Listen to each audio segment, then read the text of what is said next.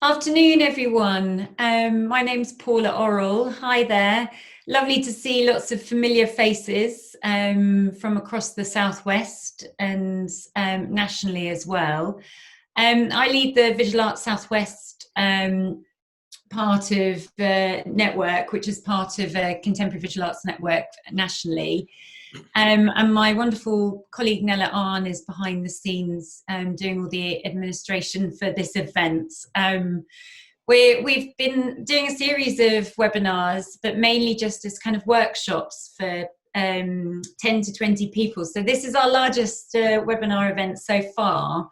So bear with us if we technically, if something goes wrong, but it won't, I'm sure. But it's so nice to see you all, and thank you for sparing the time and joining us today.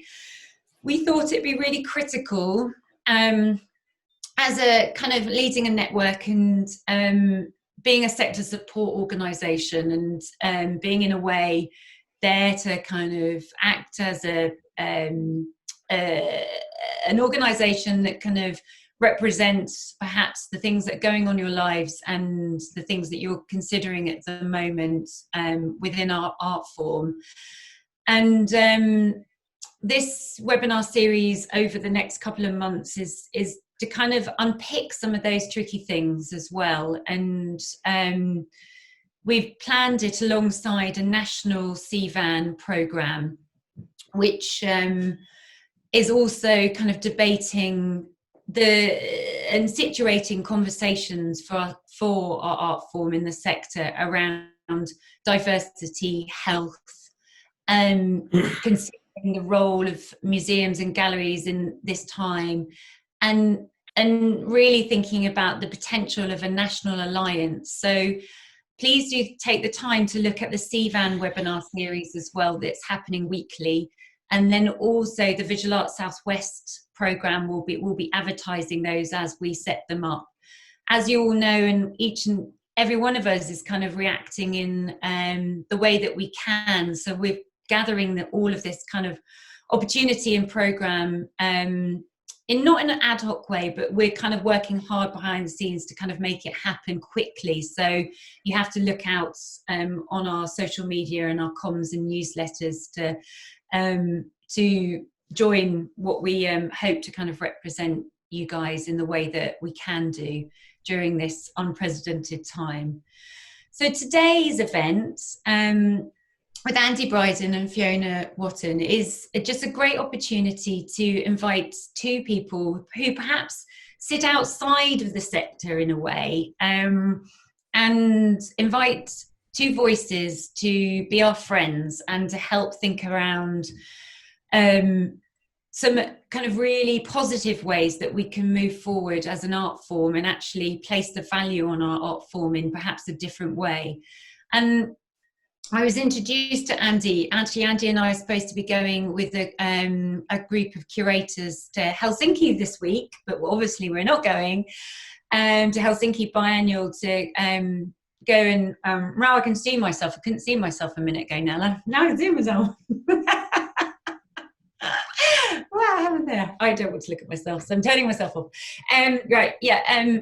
So we were supposed to be going off to Helsinki to the Biennial, and my colleague, a colleague introduced me to Andy, and we started having we had just a general conversation and a cup of tea, and I thought it would be just nice for us all to connect, just because obviously we're not travelling together. And Andy started talking about the science and the data around the impact of the coronavirus on the cultural sector, and that to me kind of from my imagination and also kind of thinking about the projects and events and festivals that you're all running and involved in and exhibition making just made me kind of imagine what, the potential Andy could bring to our network and share that information and that science and data with us.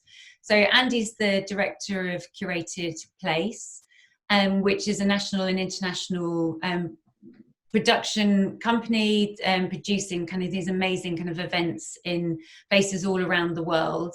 And then Andy and Fiona met on the Claw Leadership Fellowship programme, And Andy wanted to invite somebody who had the context of the Southwest very sort of much rooted in the centre of their work.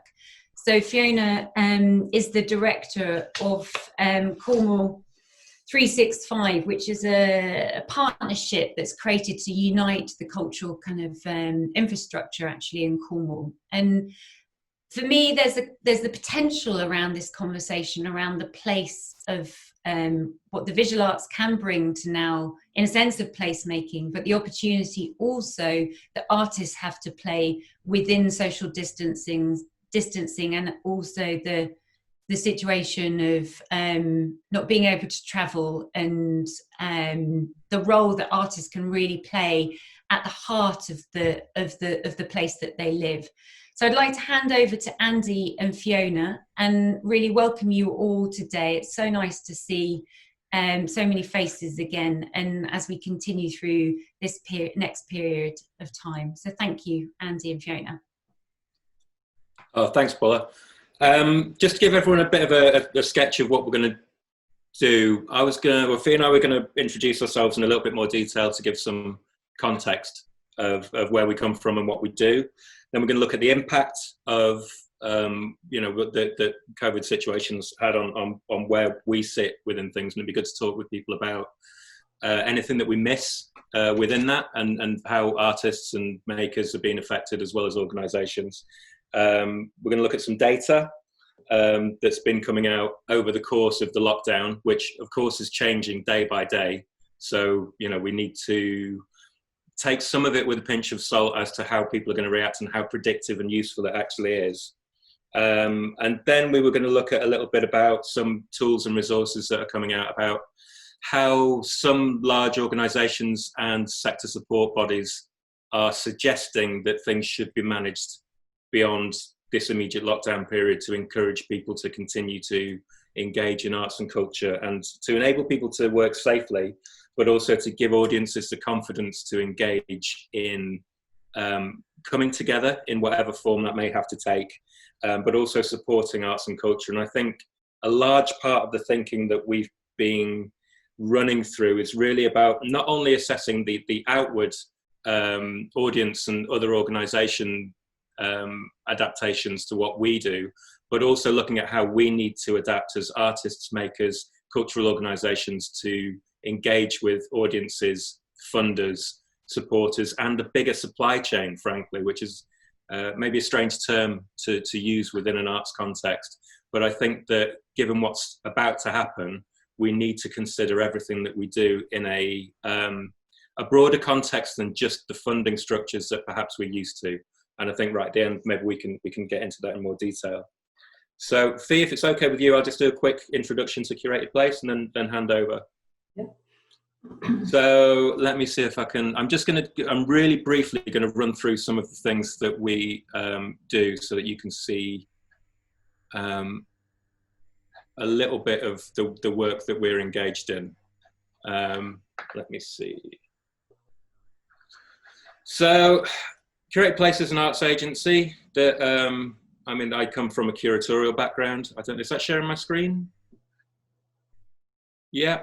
So just to run through some of the things, we describe ourselves as an arts agency, but we sit at the interface of visual arts, tourism, some local economy building, and actually, some national events as well.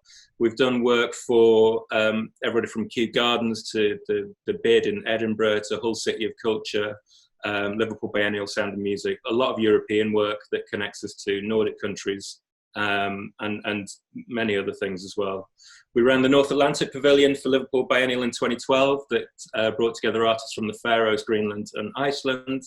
This Dance of the Honeybee piece was a piece for Manchester Business Improvement District called Cityco, where we did half a dozen massive balloon installations that we drove through the town on cherry pickers. We worked with Reykjavik Winter Light Festival to run a series of commissions across all of the Nordic nations that got us into the Light Festival working space. And then we started getting successful from 2014, 2016 with Moving Classics, which was a contemporary classical music project, inviting composers to work with ensembles in the UK, Iceland and Norway, that really set between the light and the music side of work. That's what's established us in the large event sector where we currently work. Spectra Festival is Aberdeen's Festival of Light. We've run that since 2014, 2015 being our first delivery. Just signed off on another 5-year contract there where we get about 100,000 people every year. So that event will take over about 4 square kilometres of the city centre over multiple sites and do large-scale sound, light and music installations. And in Light was a European project that connected the UK, Norway and Italy to produce work for that. Hull 2017 commissioned us to do a music festival with John Grant, where we had 47 artists over 4 days in 6 venues of the city. That Hull is twinned with Reykjavik, so we brought together musicians from both sides. So it was a large-scale music festival with a good mix of contemporary classical alongside electronica and pop. And that led us to doing the NATO project, which we're just wrapping up now, another Creative Europe funded project that allowed us to have artists moving between 4 countries, UK, Iceland, Norway and Denmark, working in archives to tell stories of place. And that we learned from doing the whole City of Culture work, that local stories resonate hugely with local audiences, but also when people are traveling to go to events and creative events, they want a flavour of what the place is, not simply parachuted in productions that they could see anywhere at some of the larger, more commercial festivals. So connection to place is absolutely critical in what we do. That's a shot of some of the artists we work with, a bit of the in Hull that we did from the NATO project that combined with a large-scale light festival that absolutely cultured the legacy organisation to Hull 2017 did there. And then we tried to make sure that we have more affordable events as well. The Deluxe project allows us to have artists that that work together over a 48-hour period to make new sound and light works. So that's very quick working, but it's using all of these installations that you can see there on the fuel towers in Reykjavik and in the factory in Norway. They are done with domestic projectors that you'd have in an office. They're not huge installation pieces. So it's making sure that what we do isn't just all massive, it's actually driven by the artists and local provision, not just finding massive budgets, although, you know, often we do find ourselves working with quite large budgets, including the Puka Festival, this last one here that we ran for the first time last year for Fáilte Island, the National Tourist Board in Ireland, that was, it's to establish a new Halloween festival outside of Dublin. So we're in what they call the Midlands in Ireland, in County Meath and County Louth. We run over 3 towns on the same 3 nights, which is an absolute killer, to do a large-scale festival, parade event, live music, fire installations. We work with the pagan community that do traditional ceremony on the Hill of Ward, thought to be the original home of Halloween, as well as working with the hotels and things like Slane Castle to do banquets. So it's both ends of the scale, really. So that's a really brief introduction to Curated Place. And just to kind of outline that we're driven by artists. We work really closely with artists to help realise vision, but actually we've found value in stepping outside of the art sphere and outside of funding circles in order to look at how to articulate our value in tourist economy, in business impact, and on local sector development that is outside the arts. Over to you, Fee.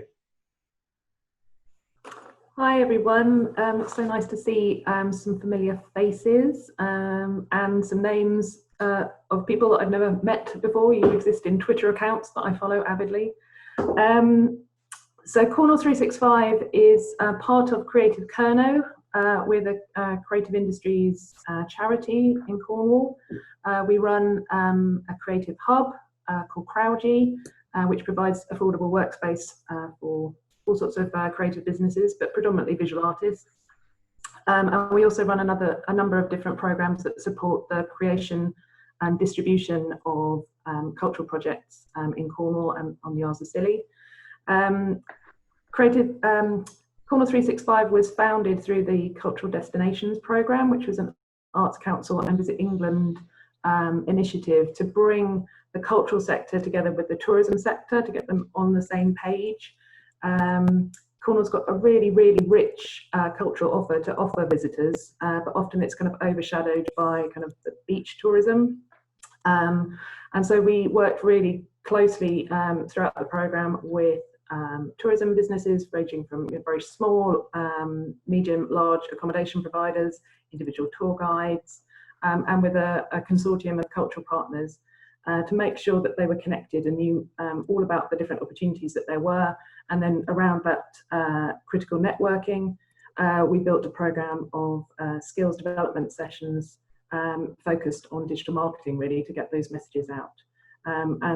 As you can probably tell from our name, it was very much about year-round tourism and making sure that we weren't just focused on the summer season, that there was something for visitors and residents throughout the year, and to get those messages out. And I think the visual art is really, you know, at the heart of that offer. I mean, historically, if you look back at when tourism really sort of kicked off in our country, it was really when the railways opened up different parts of the country, and particularly southwest. The first visitors to Cornwall on those railways were often artists, and that then led to the formation of artist colonies in places like St Ives and Lamorna and Newlyn, which then led to our kind of the development of Tate St Ives, for example.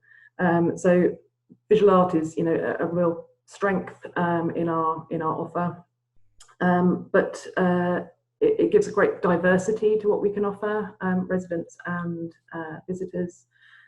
So yes, it kind of ranges from that kind of big gallery experience, the bigger festivals which have a lot of artistic programming in them, like Boardmasters, through to the very small sort of community-based, studio-based experiences. Sadly, Open Studios, which is an annual event involving usually around 300 artists, was cancelled. That should have happened at the end of May. So yeah, we have kind of great diversity, and it's that authentic experience that we're trying to, you know, that's what we're being tasked by the Visit Britain and Visit England in trying to uncover those authentic experiences. That's what we're being told that the visitor wants. And what we try to do is to connect audiences in a gentle way, making sure that yes, the tourism is spread across the year, and it's manageable. And I think that sort of lends a lot to the discussion that we're having around social distancing, because we want to focus on value and social value, not just volume, and making sure that there's real opportunities for the huge number of very kind of small businesses, you know, the sole traders, the individual artists, that they can all take part in that, because they are offering a really unique experience. I think that's all for me for now. Okay, I think the where we started looking at data was really in Fiona has your PhD was in complex systems, wasn't it? So that your background is very much allied to interpreting data and implementing that in the cultural sector. Yeah. I started looking at data really to essentially the impact of the coronavirus has shut down everything that we do.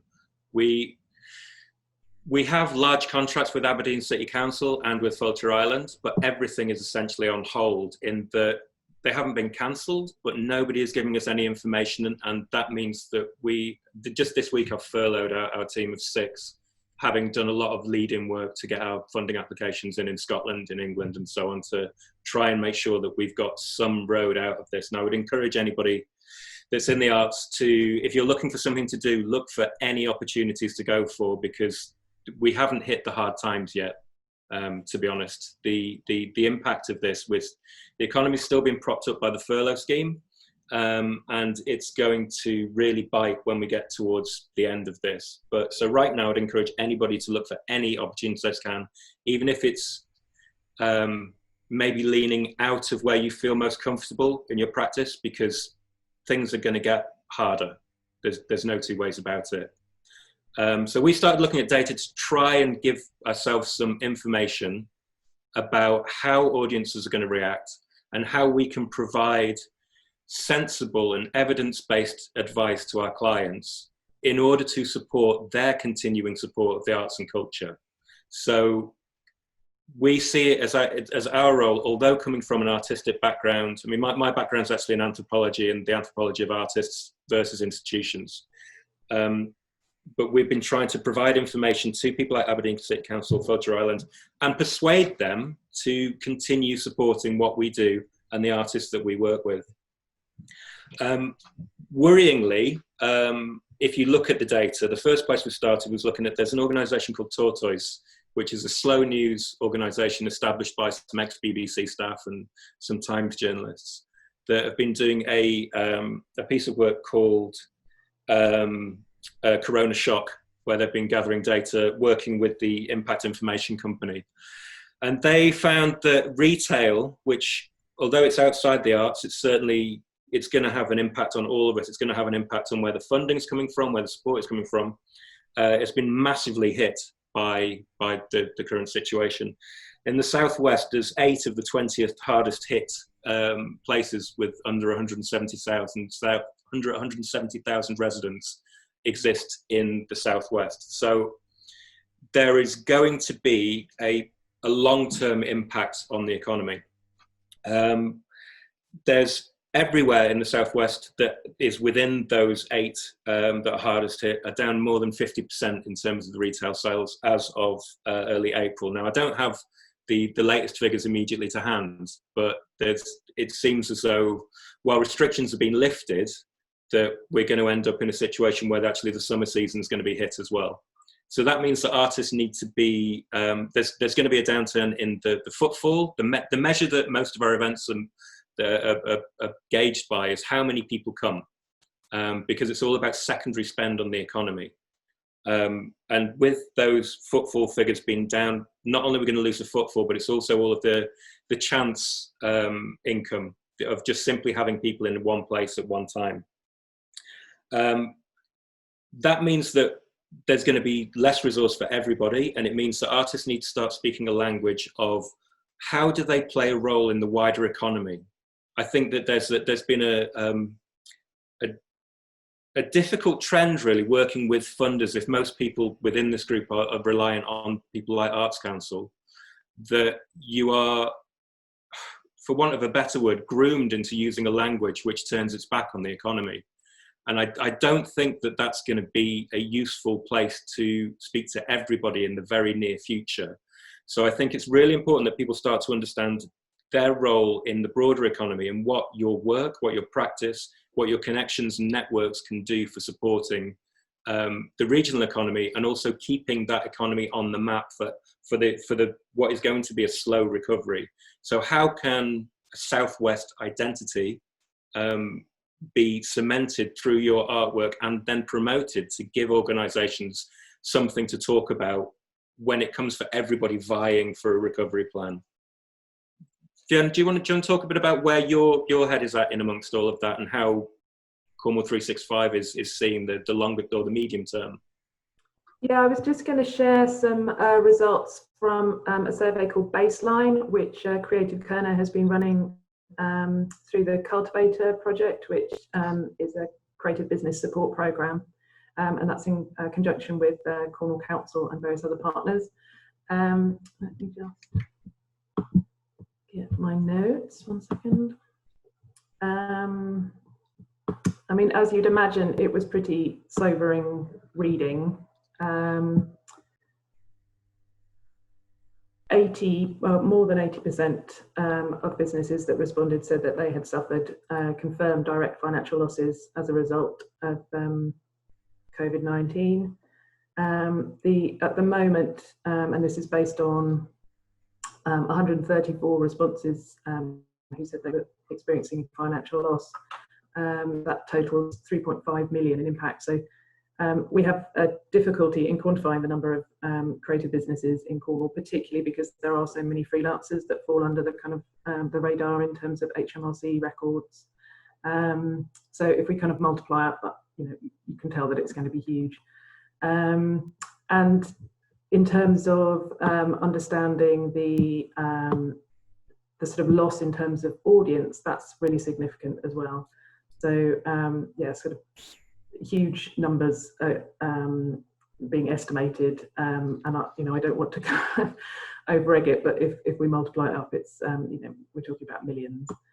I think the the comments specifically from the visual arts sector were really interesting, because there's a kind of mixed picture in terms of the support that businesses are being able to access. Certainly around 20% of businesses that responded are not going to be able to access anything at the moment. Nothing's been released that can support their work.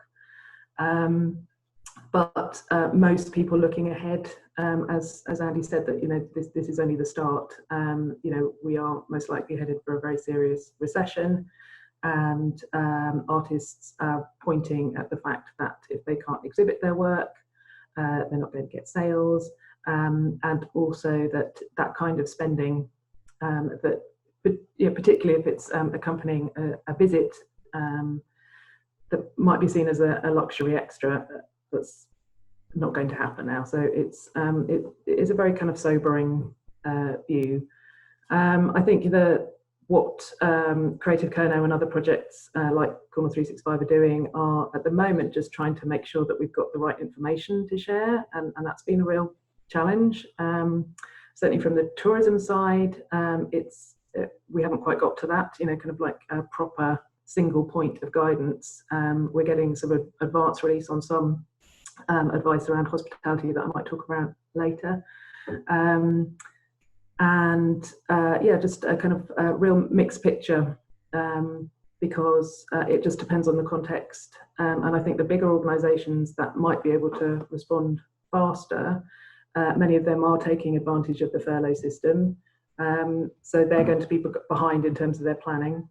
And those that are on the ground kind of ready to get going haven't got the advice or the resources to get on with it. So I might sort of pause there, but yeah, it's very sobering. I think that that notion of where the resources are coming from is at the heart of all of this, and the audience measures has existed. The box office and the footfall that has encouraged other organisations to invest in the arts are essentially going. Indigo, the arts marketing company, have done a large-scale survey to 86,000 audience responses from 192 organisations. That is again pretty dark in terms of its predictions, and I'll caveat that in just a second. But they're saying that people are booking for events now. There's only 17% of respondents are booking for events immediately, and most, when the survey was done in early May, were saying that half of those respondents would not even look at booking anything until November. So for the Southwest, that really, look at the tourist season, look at the timing of when that impact could be, is quite, upsetting. It really does lend itself to a bleak picture. However, 93% of the respondents said they're missing cultural events, which is, it's an overwhelming majority of people saying that. And this was a month ago. Bear in mind, I don't know about people's own social circles, but certainly for me, everybody that I speak to now is hitting that wall of feeling like it's Groundhog Day. Everybody's getting cabin fever. The kids are going nuts. Nobody knows what day it is, what year it is. It's really beginning to get stir crazy. So I think that desire to get out and go to things, whatever is happening, is going to increase. And bear in mind that these figures are changing all the time. Only 19% in that survey, however, said that they would return to attending events just because venues reopen. So there is a demand, but there's also massive uncertainty about when people would go back into events. I don't think the government response here is helping that, given that there's a confusion around what people can and can't do, where they can travel and so on. But there needs to be a case made. There needs to be a language that's used about reassuring people that coming to things is safe, that it's going to be a rewarding experience, and it's hopefully as seamless as possible. And I don't think that we're really going to see how people react to this, how audience react to this, until there are some kind of trailblazer events that try reopening and managing things in a safe and responsible way. With all of these figures, I do think that they need to be taken with a pinch of salt, though, because you look at what happened in the last, week or so since the lockdown has been very confusingly lifted, and you have had large crowds gathering immediately.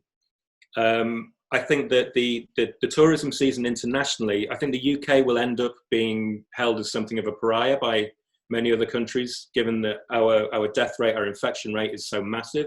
So that may be putting on much harsher restrictions for international travel for the UK, leaving the country and coming back. So we may see a resurgence in local holidaying, and the Southwest may benefit from a massive uptick in people travelling, because they can only stay at home or have to go into 14-day lockdown at both ends.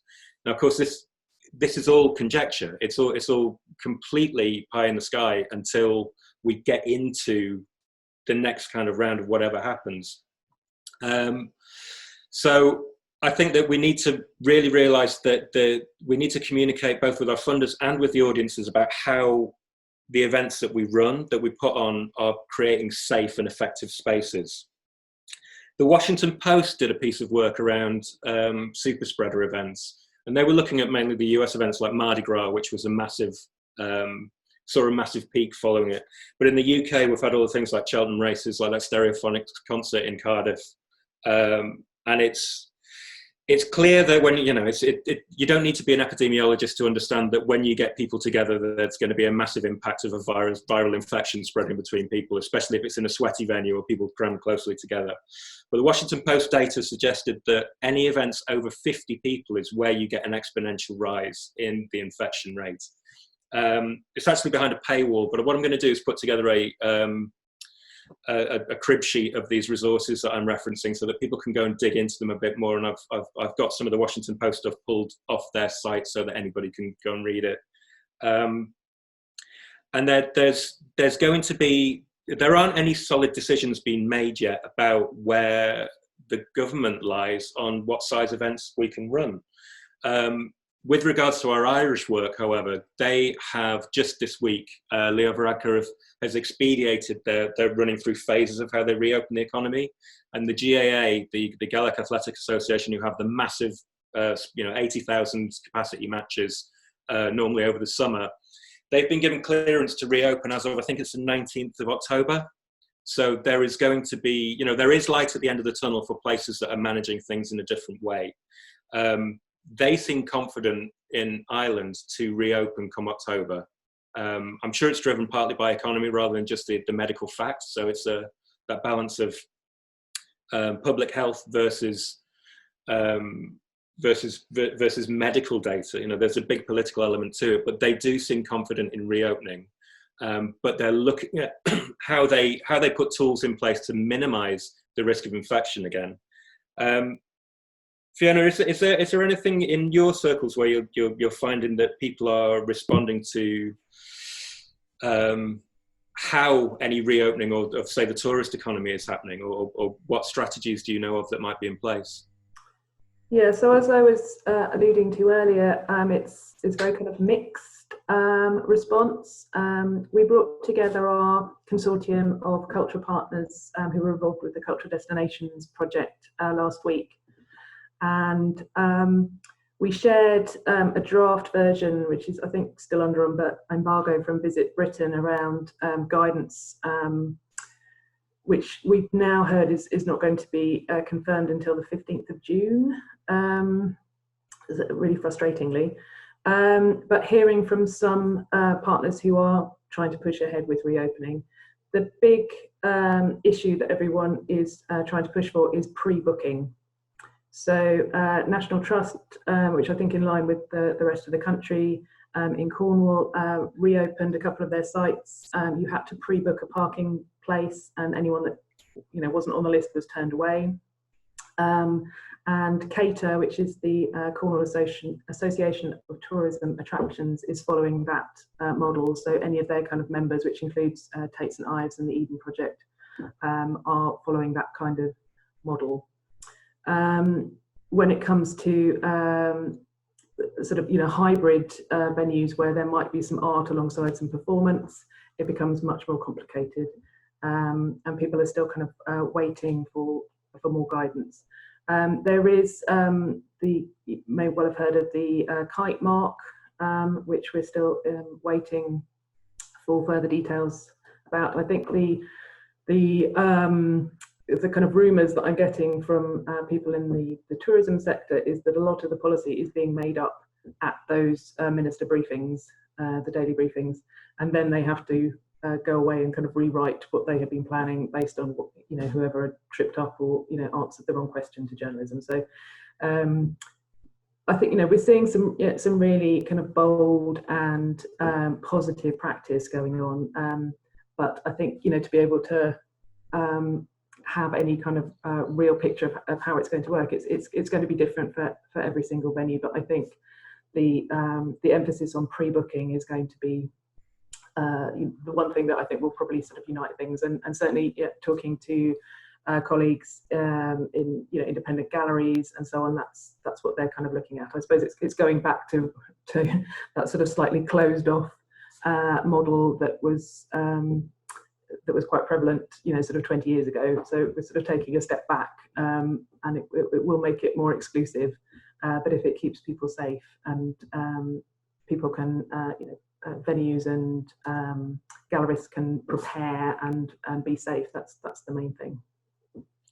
I think I've not heard anything come out of it as yet, but I know the task force that's been put together by the government to look at from DCMS it seems very UK PLC focused. It doesn't seem at all concerned with the grassroots level of artists and makers and communities and networks that exist outside of people like everything from the V&A and the Globe and the Tate seem to be the priorities for all those people in the room, but then also the Premiership, the football. In government circles, we can never forget that sports and fine arts are lumped under the same brief, and they're within the same office. And so the language that exists across these vastly different sectors is it's just considered part of the same thing by government. So I think everybody needs to understand that while your practice as an artist, to really, I suppose, stand the test of time and be considered legitimate within artistic circles, needs to be phrased in one way. When it comes to approaching the fight for resources that is about to happen, we all need to become comfortable with using different language for different people. And that is, and I understand that can be uncomfortable for a number of artists that have driven their work by looking at the problems of the social and political landscape that we live in. But I think we need to work this tightrope right now of preserving resources and integrity, but also knowing that we are getting deeper and deeper within a political system, which we need to fight for the resources to exist, because everybody is going to be fighting for them, including the NHS, including schools, across the board. So how do we ally ourselves in the right place? And I noticed in the chat somebody talking about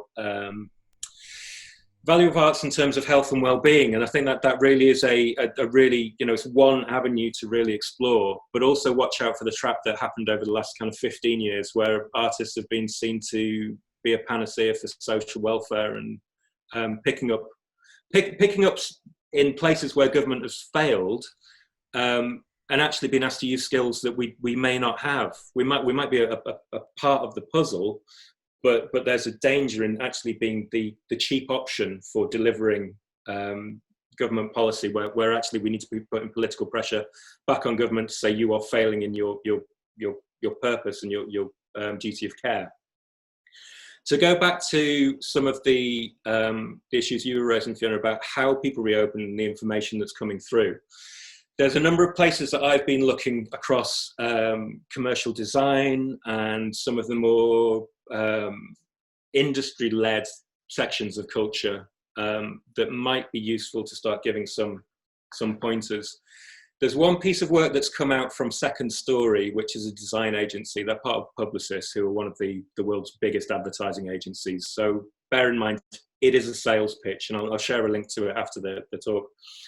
But they do have some interesting approaches, but I think they're all rooted in clients that have enormous amounts of money to put into projects to then yield high profit margin product at the other end.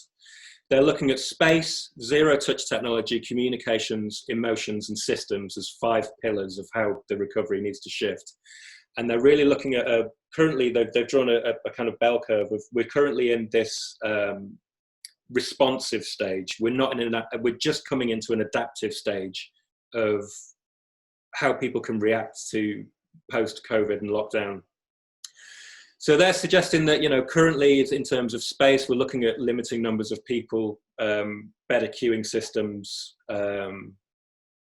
increased frequency of cleaning and so on, changing the hours for, say, key workers or high-risk people in order to make the environment safer for them. And then formalising that would be the next stage in their view, to say, you know, we have timed entry and reservations, as Fiona was saying. Advanced space and time for allocating how people respond with spaces or go to exhibitions or visit venues. They talk about optimising pathways and optimising sanitation, so actually working this into a more stricter model of how people can engage with the spaces that we invite them into, and equally refining the spaces for worker safety and how we get teams together. That all sounds very sensible to me, but I'm also really conscious of the things like, for anybody, say if you're an independent artist, if you need to change over your gallery staff 3 times a day to keep them safe and to minimise their exposure to visitors or to a single room, that comes with a cost. Hand sanitizer for hundreds of people every day comes at a cost.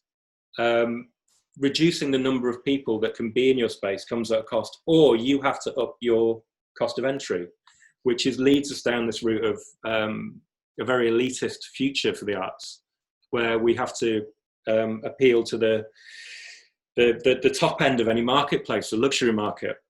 So I'm a little bit wary about where that takes us. Similarly, in terms of automation and no-touch surfaces, there's things like the infrastructure of buildings being all zero-touch.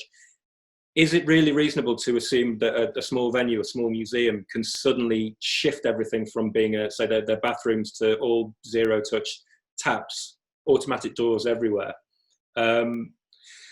But I do think one thing that they come up with was saying that getting more interfaces and more interaction onto people's personal devices could be somewhere that we could actually look into, making sure that we shift how we deliver information to people. So instead of being, if there is any touchscreen technology in the museum, it needs to be moved onto people's phones. And I'm not suggesting now that people should go down the route of maybe 10 years ago where everybody was building an app for developers to make a fortune and then nobody to ever use them. I think it's more about straightforward information sharing rather than falling into the trap of technology fetishism.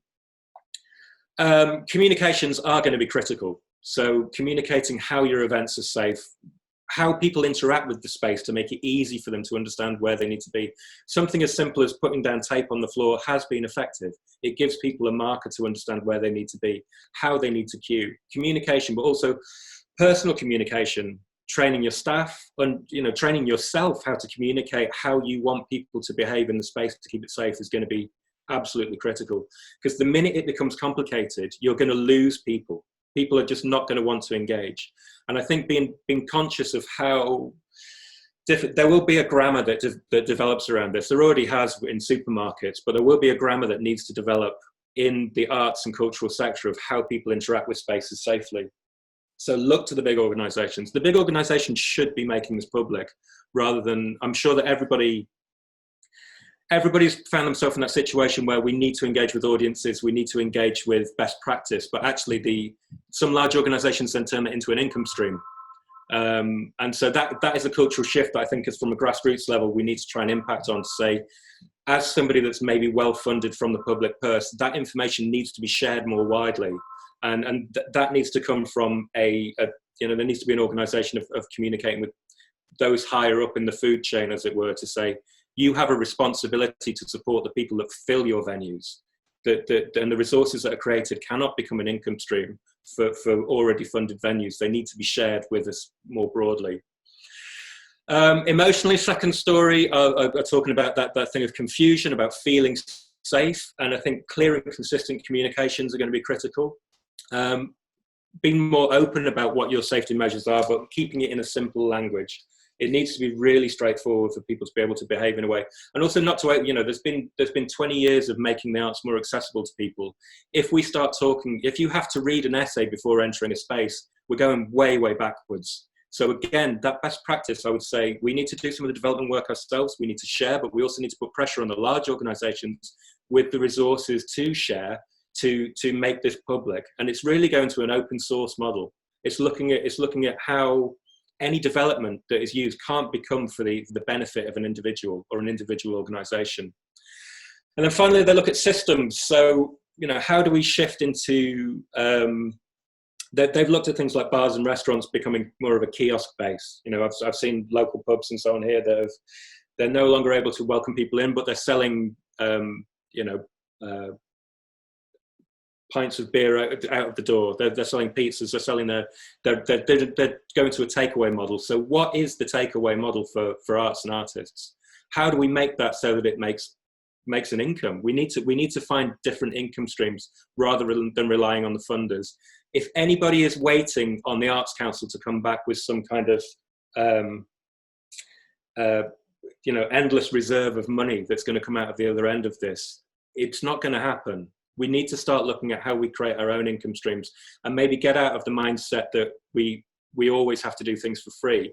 And again, that's going to be a tightrope of how do we do that without alienating those that have benefited so massively from free or close to free access to arts and culture.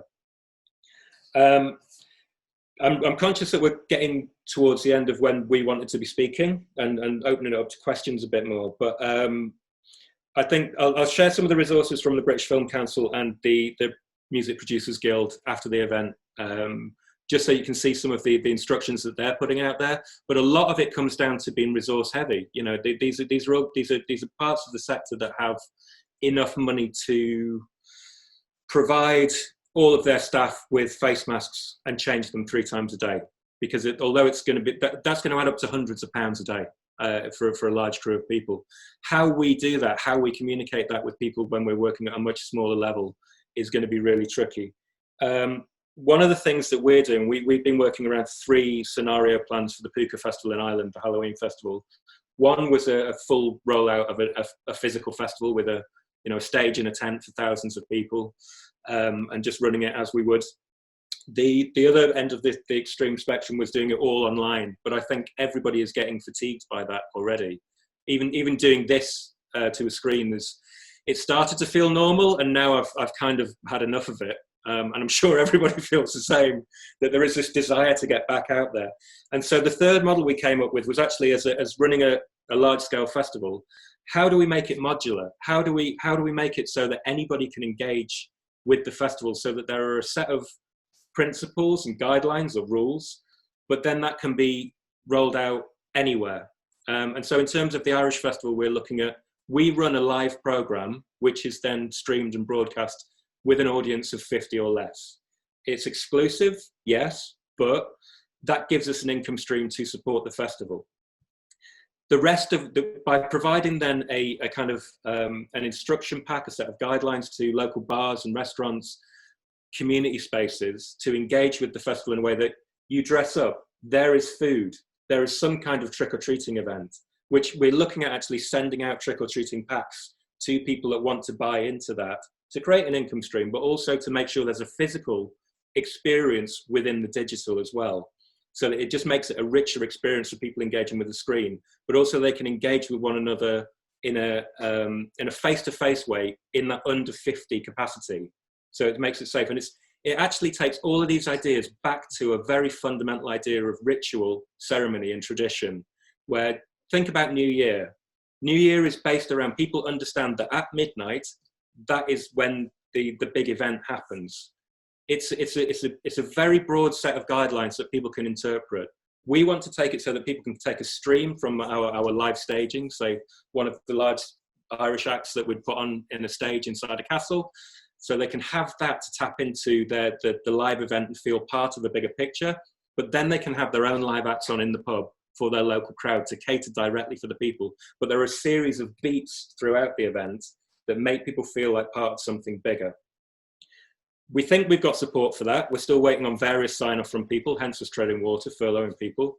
But that also creates a model that is almost a franchise that can then go anywhere. So we could have a bar in Boston in the US engaging with the Puka Festival in the Midlands of Ireland because they understand the rules. The reason that Flutter Island want to continue supporting this is because it doesn't stop keeping Brand Island as a tourist destination on the map. And they understand, and we've had to fight for it, but they understand that culture is the thing that puts the place on the map. And I think in the Southwest, it's a very similar picture. There's a massive case to be made for the people that are making, that are doing, the actual artists on the ground to say, we are the culture here. So if you don't support us, all you're going to end up with is a hotel vying for business against another hotel. That's me. I'll hand over to Fee if you want to say anything on the local context or want to add anything. But I think that's it, that artists need to, you need to understand the power that you have to say that you are critical within this and not be shy of making a noise.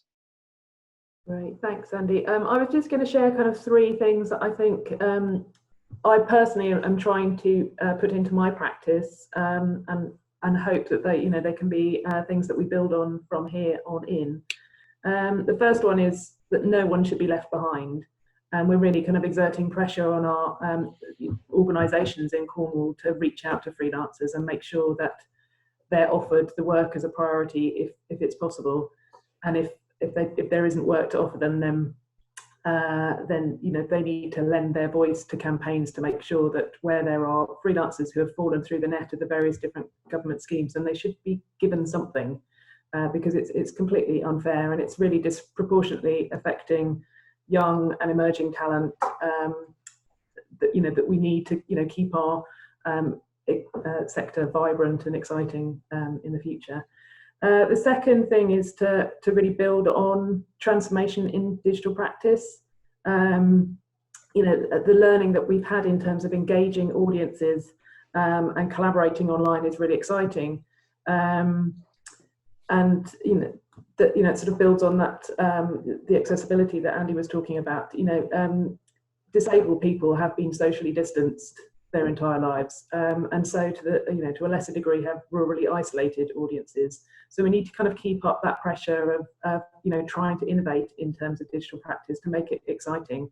I was drawn to a podcast which I'll link people to later, looking at art fairs, for example, and that's been something that Cornwall has been tinkering around with the idea of, can we have an art fair, but where would we put it, and where can we get the funding for it? Actually, we could do it digitally now that there is that appetite for it. We need to do it better than Freeze did it, which by all accounts was very, very dull. But I think actually, if we do it in a sort of agile way, we could make it something really exciting that doesn't require people to sort of fly in from all over the world. We could still have that engagement with international audiences. But I think, as Andy was saying, we are getting fatigued by this constant kind of being on Zoom and so on. So we need to, remember what it is that we love about the live experience and make sure that when we build back, it's building back better. Making sure that everyone feels welcome in a space. And we need to see this as a kind of warning in terms of, what the impact could be of climate emergency. That's kind of been pushed to one side now, but it's still coming. And so we need to think about, how we can build back better so that we can be responsive to that. And how we can make sure that, those kind of marginalised groups that are also, part of the UN Sustainable Development Goals are also kind of involved. Those were my kind of three things that I wanted to talk about. I don't know if there was anything else, Andy, you've thought about in terms of local context, but maybe that can come up in the questions. I want people to maybe have a chance to talk. But Paul is waving, so best stop then. Yeah. I didn't want to stop you both because I know we started a little bit later, but I felt it was really valuable to give you the time. So audience members, if you've got time just to sort of stick with us for another 5 minutes to address some of the questions, that would be great. One of the I suppose key points thinking about the one, not to go back to the, what is the new normal, and actually, how can we radically change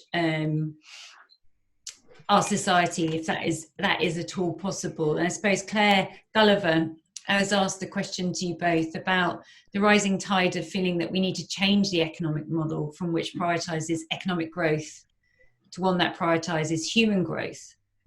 So thinking about the role of the artists and creators in driving that change to a different economic model, what do you both have? Yeah, are you considering that in your work? We definitely are. It's a personal passion of mine, and it's kind of reflected in some of the work that we do. Certainly, the donut economic model is the foundation for 2 projects that I'm working on. I think I'm really frustrated by the pace of that change. So it's really good to get your question, Claire,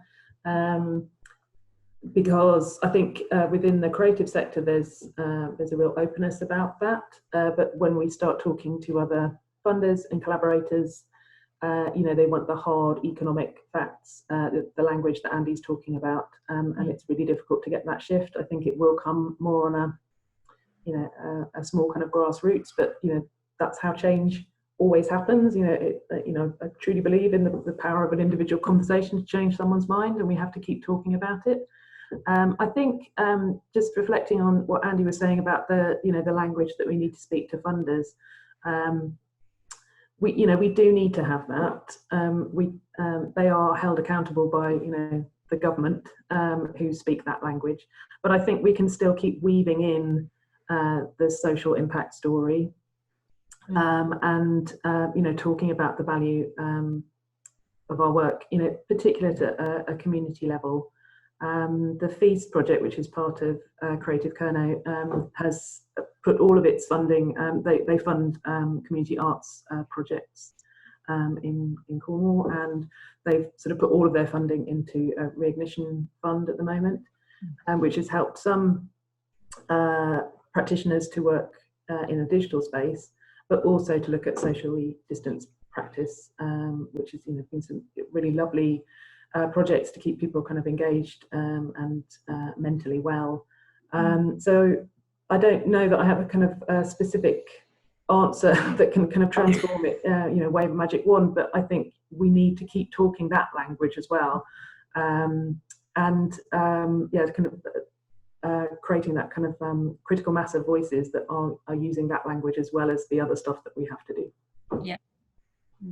I think that I was going to reference the donut economics model as well, and particularly looking to Amsterdam's wholehearted embracing of it. And I would, looking at the resources that are realistically available in a city is absolutely critical. But I'd also say that this comes down to again, not luxuriating in the notion of being an artist or working in what has been a subsidised and funded sector.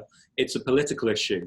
If you go to the Netherlands and you ask a room full of artists who is engaged locally politically, you will almost certainly have a number of people put their hands up as being local councillors and engaged on the ground in those political decisions being made. They're influenced in the debate by being present. If you go to any of the Nordic countries, artists are engaged in political process. In the UK, we've allowed a certain class of person to become the arbiters of political conversation, and artists have fallen into the trap of walking away from the table. If you want to see that change, it's all of our responsibilities to engage in the political process in a very active and direct way. That includes protest, but it also includes getting involved in the actual day-to-day notion of what is it to be on a council? Why are the kinds of people that don't care about this the ones that are consistently voted in? Is it because they're the loudest? Is it because they're the most aggressive? Or is it because people that are looking at things in a different way haven't even shown up? As much as we might be frustrated by it, these are the systems that we live in currently. And in order to impact them, we have to engage, not walk away from the table. That's a really great response. I just wanted to, this is definitely a book that, amazing publication. So we'll certainly send your resources around to everyone. I think in a sense of questions, there's a lot of questions around the chances of kind of open studios attracting, maybe Fiona, you can talk to this about the work that Cultivator do around studios, if you've got any insight there as well, because it certainly, we work at Spike Island, and one of the best events of the Bristol calendar is the open studios, and all haven't been able to experience that, and there's no opportunity to kind of have put that online. That's not to say the organisation should have done that, but what you're saying about having a fair online sounds amazing opportunity, I think, particularly. So yeah, it'd be good to hear a bit more about that. Yeah, I think I'm trying to find the question now, whether there's enough sort of footfall or visitors. I think just, we're kind of waiting for restrictions to lift so that people can be away from home to know whether that's going to happen. I think, if we're just looking at, for Cornwall Open Studios, the audience is heavily weighted towards the visitor. So if we were just relying on residents in Cornwall, I don't think it would be worthwhile. But if people are able to safely travel and legally travel and be staying in Cornwall, then it might be possible. I guess it's just that it's that same question around safety and whether people should be making appointments, and whether that creates another kind of resource issue on individual artists. Certainly, I think with the studio complexes, that might be more possible. At the moment, Crowdgy we have our open studios at Christmas, and we haven't made any plans to cancel that yet. But we'll have to test it all out. How people can safely circulate around the building and get to those things. But I think, we've tried our best to do as much showcasing of those artists who would have been having their open studios using Instagram and other social media platforms. But I think there's probably, for next year, I think it would be good to explore whether we could do something a bit more kind of joined up and kind of looking at kind of best practice from other places. I'm certainly looking at examples internationally about how that might work. Yeah, definitely. In terms of open studios, I'm just going to share the Music Producers Guild guidelines for reopening music studios on the chat. That gives there's a kind of exec summary on that webpage. But it talks about things as simple as reassuring your audience or clients or whatever that it's a safe environment. So having a one-way system, having additional entrance and exits from the building, managing the numbers, but managing them in a way that is responsible. It would certainly mean, in terms of an open studio, have artists outside engaging the queuing. Make the experience different. Think about the structural changes that you can make to turn the visit into more of an event. There's a massive demand for people to get the hell out of their houses, but we need to be encouraging people to do it in a responsible way, and being responsible to ourselves for our own health and anybody that might work for us. So that's some thinking that's already gone into this, which is parallel, but maybe not. It's going to need adapting. But I'd say don't start from a blank page. Beg, borrow, and steal from everywhere to look at what is adaptable and what can be done. In terms of the income, it's going to be hard. There's no two ways about it, unless you can come up with but the kiosk model, I'd say, make things think about your audience, think about the value proposition to them. How can you adapt your practice? If you are somebody that is making large-scale sculpture, for example, where it requires a number of people to be in a space to engage with at any one time for whatever reason, you're going to have to change. There's at least part of your practice. And I think that the confidence and comfort in the notion of change is something that people are going to have to learn. But look at other places like the film industry, like the music industry, for how can you adapt? Even that idea of bars and restaurants opening up in different ways is exactly what we need to do. Just because we've been used to one model of engaging our audiences doesn't mean that we have to stick with it. And try things. If it doesn't work, try something else. But I know that's a resource issue as well. You can't have constant failures, which then means that we need to get back to this idea of sharing. And this also ties into the idea of well-being, not constant economic growth. There is practical things you can do, and that involves being more generous with what you share with people. But it also means there's a responsibility within the community not to be the person that breaks that model, and also being able to call out people that are maybe taking advantage of the generosity of others. And that we can stop and wait for it to be perfect where we don't think it's going to happen, but nothing, if you, anybody that's been running a project knows that if you wait for it to be perfect, you never do anything. You have to try, you have to put things in place, but also have clear guidelines and an understanding and trust built into the system. Amazing. Thank you both. I'm going to call it time because it's nearly 2:15. So that's really awesome. Nella's just posted the next talk with for Contemporary Visual Arts Network, which is on Friday with the artist Matthew Burrows, talking about the hashtag Artist Pledge, which has been amazing phenomenon, the impact for artists selling work during this period of time. And also Celia Turley has mentioned that she's working with Julie's Bicycle on creating a new deal for looking at creating Green New Deal UK Bristol Hub, for which she's the organizer, and she's organising a webinar on a Green New Deal for culture in Bristol. So Celia, we can post these things if you send them through to Visual Arts Southwest, and we can always post them on social media. So yeah, do keep in contact. Yes. Sorry, Paula, just to add for artists in Cornwall, we're starting something called Clash, which is a climate and sustainability hive, which is sounds quite similar. So yeah, it'd be great to talk to you, Celia, and link up. And yeah, details will be shortly on the Cultivator website. I'll let you have the link to circulate in due course. Brilliant. Excellent. Yeah, similarly, Paula, just if you want to invite anybody onto that Culture is Not a Luxury group that we have on Facebook, that's where we're constantly sharing our thinking about this. We've got a community of people that's international but also very connected.